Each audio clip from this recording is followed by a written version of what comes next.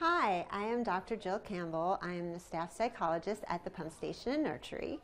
I have over 20 years of experience working in early child development, parenting, and maternal mental health.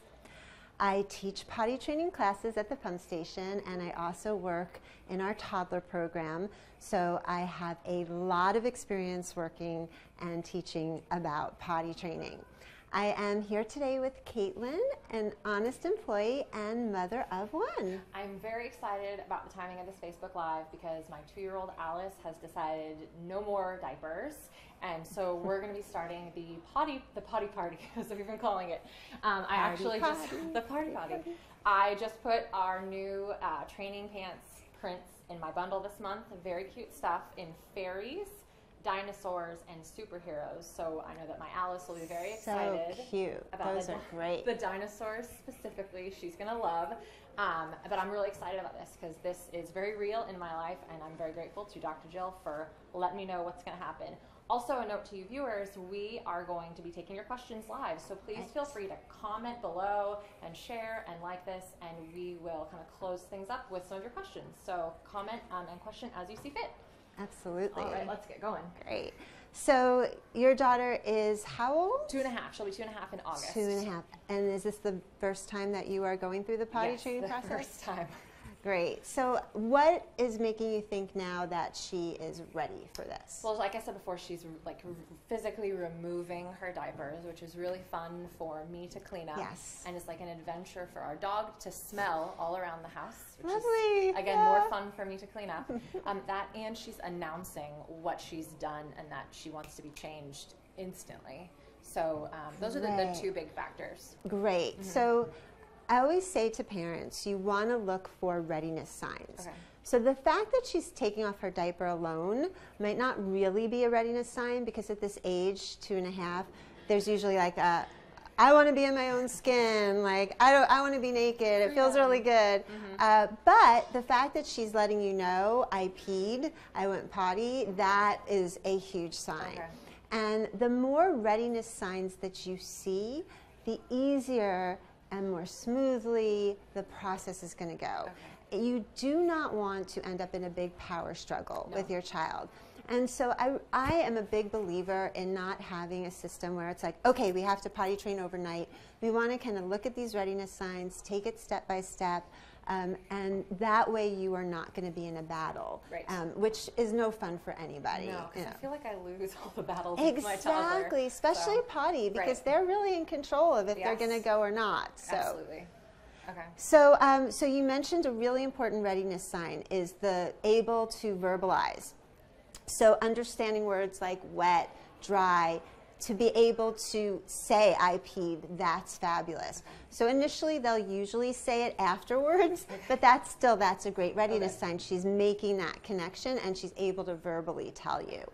So we want to look at other readiness signs as well. So maybe some physical readiness signs would be that your child has control of their sphincter muscle. Okay. So usually by 2.5 they do, but that's the ability to hold it so that they can feel the sensation, hold it, and get to the potty. Before that, they don't have the ability to do that. And so you usually can tell that they have control of their sphincter muscle, because what you'll notice is that she'll be dry for like 2 hours at a time, and then she'll wet her diaper. Okay.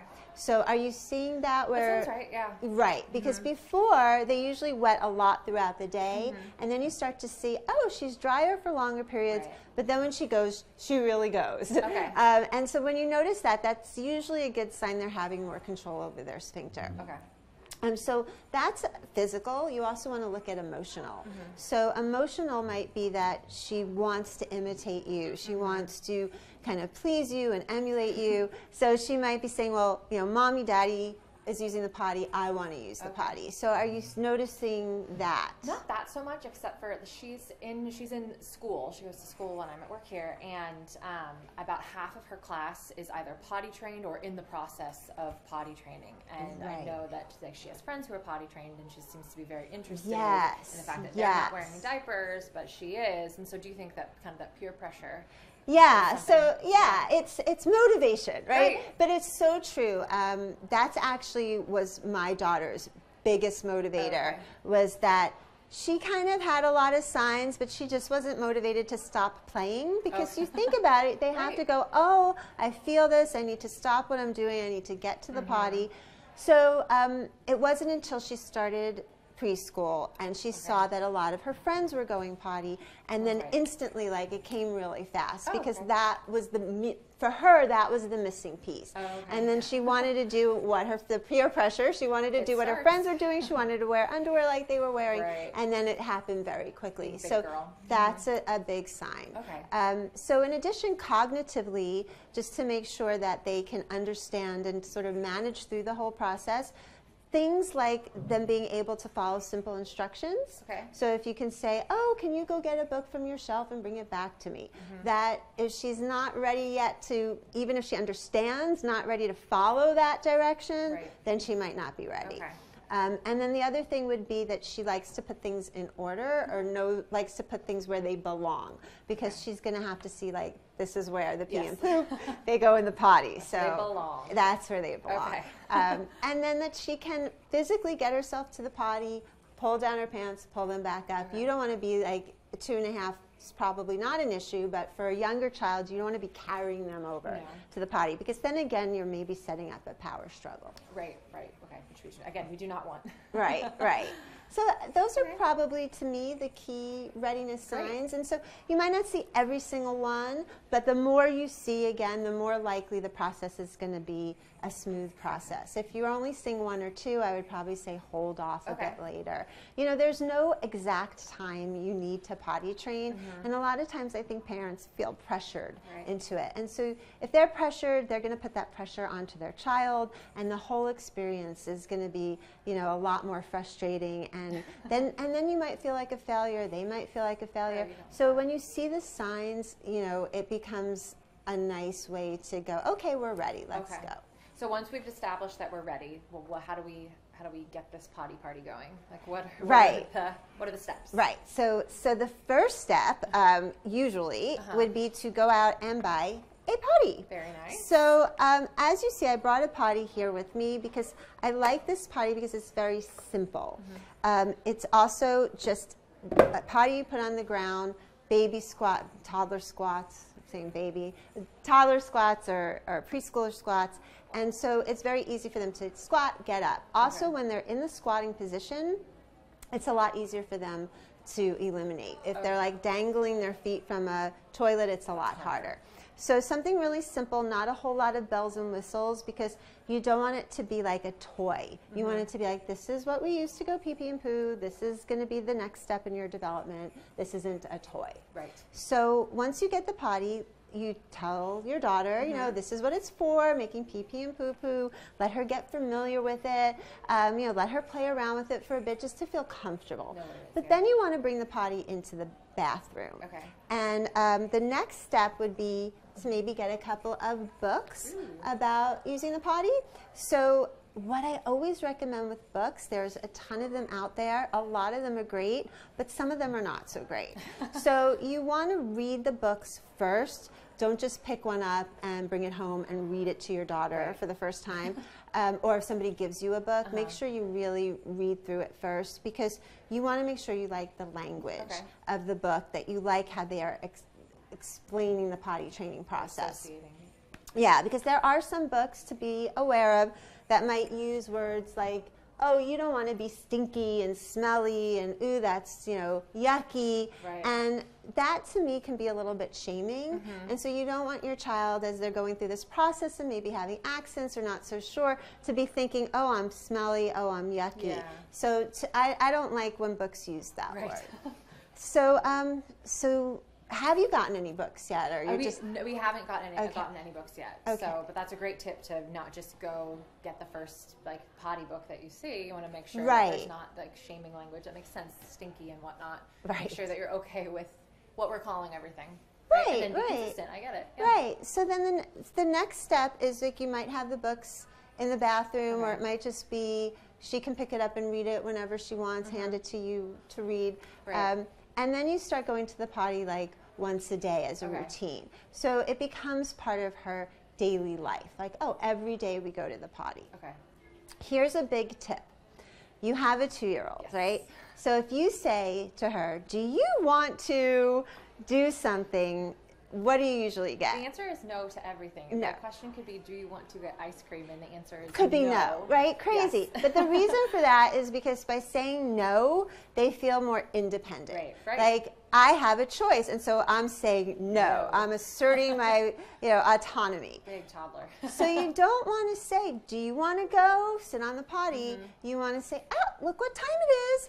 It's time to go to the potty. Okay. And then try to make it fun. So maybe you have some bubbles in the bathroom, or a puppet, or those books we were talking about. Right. And so it's like, hey, let's go and we'll read a book. Or you want to go and do some puppets while you sit on the potty? Or who can get there faster? So usually that really helps them go, oh, okay, that sounds like fun. Let's go do this. Okay. If when she's sitting, she wants to get up, we never ever force your child to stay on the potty. Okay. So we're just sort of encouraging this as, hey, this is our new routine.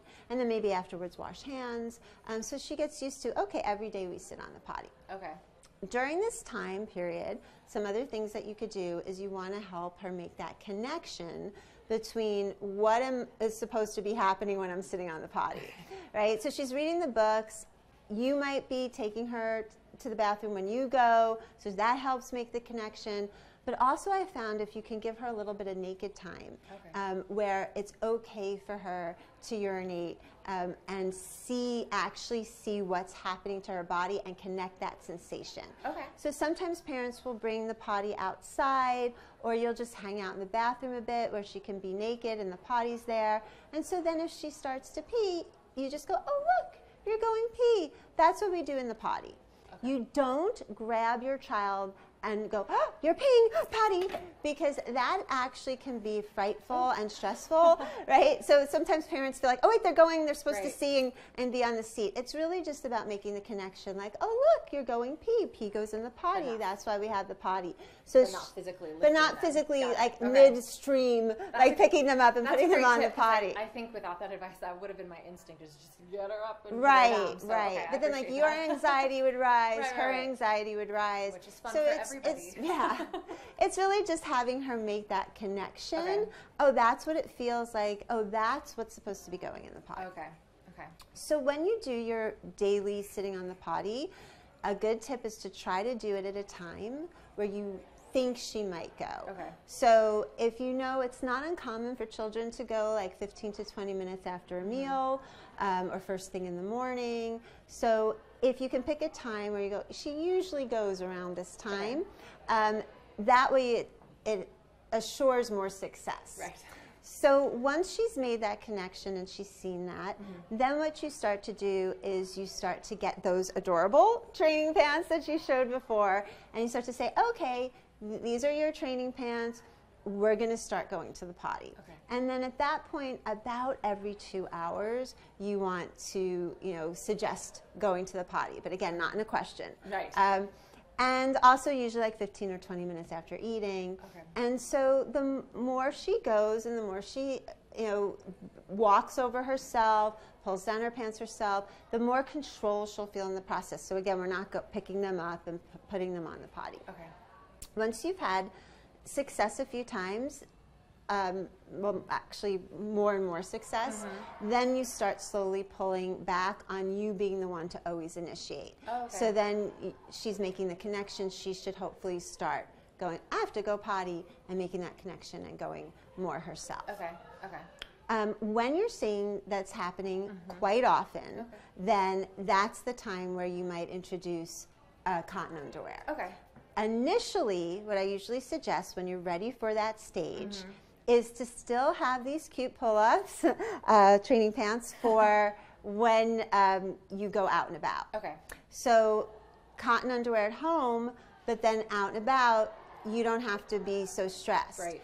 Once she's getting used to that, going out and about, then what you might do is bring along like a porta potty or something where if she has to go and you're in the car, you don't have a whole lot of time when they're newly trained. So when they're really going out and they're in their underwear, then you want to have in your mind, okay, you know, we have them use the potty before they go out, but we still might have a, I have to go. Right, okay. So a little portable potty, it folds up and it has sort of like a lining that's like a little trash bag. Very cute. You can just pull over, and you know, if you have an SUV, sometimes people just put in the trunk, they sit down, or even just pull over to an area where you could put it on the floor and she can go. And so it's going to take a little time for her to have that signal of, I kind of feel it coming on. We have time to get to the potty. Okay. Okay. Those are really good suggestions. That's a different version of a porta potty than I'd ever imagined. Yeah, exactly. A different roadside attraction, I guess, than I'd ever normally see. So any other tips or tricks, like, because that's really very helpful from start to finish, all of this. Yeah, the one other thing I did forget to say is when you're first in that transition of going out and about, and you're first using the underwear, you might even want to leave her underwear on, but then put the training pants on over. Because that way, sometimes when you make that transition to underwear, your child feels really good about it. Like, I'm wearing underwear. And then if you say, but when we go out and about, so you say, you're still wearing your underwear, but we're just going to put this on in addition.